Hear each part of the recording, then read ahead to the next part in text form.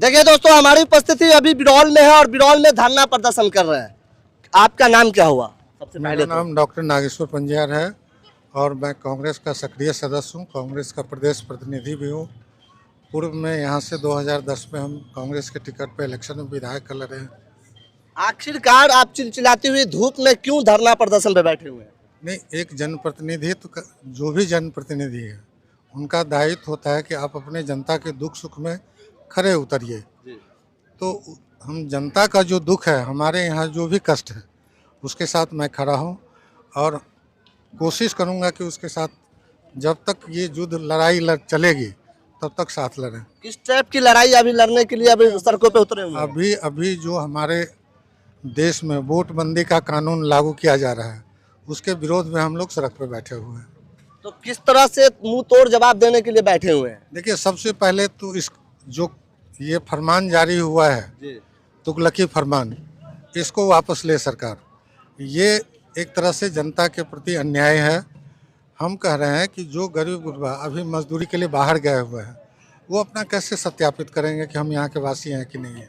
दूसरा, तो हमारा क्षेत्र जो है वो बाढ़ प्रभावित क्षेत्र है।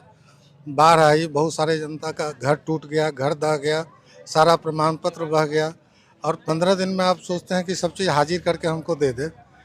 ये तो एक तरह से अपरोक्ष रूप से देखिए तो आपको इस देश का जनता मानने से ही सरकार इनकार कर रही है, तो इसको हम लोग होने नहीं देंगे। क्या बिहार की जनता जो है गद्दी पे सरकार जो बैठी हुई है, इनसे पहले वोट कभी दी थी या नहीं दी थी? नहीं, दी कैसे नहीं थी? तो सरकार कैसे बनी? अगर वोट नहीं डालती तो उनसे पहचान पत्र मांगा जा रहा है कि भाई सत्यापन कीजिए कि आप हैं कहाँ के।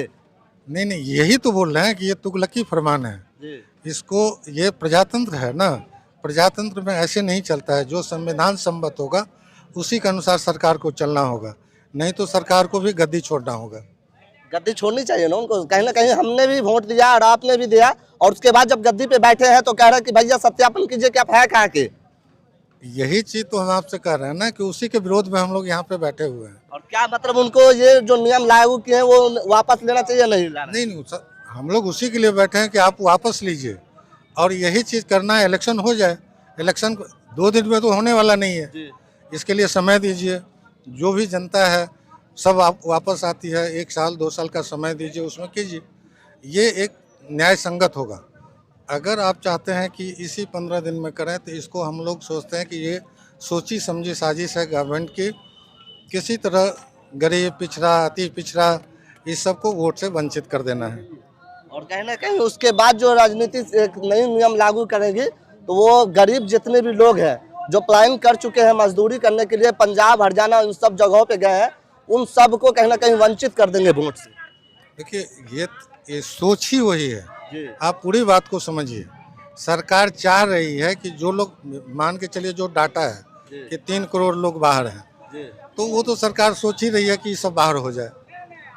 ये तो सोची समझी है ना, सोच के किया है ना, तो ये तो हम लोग होने नहीं देंगे।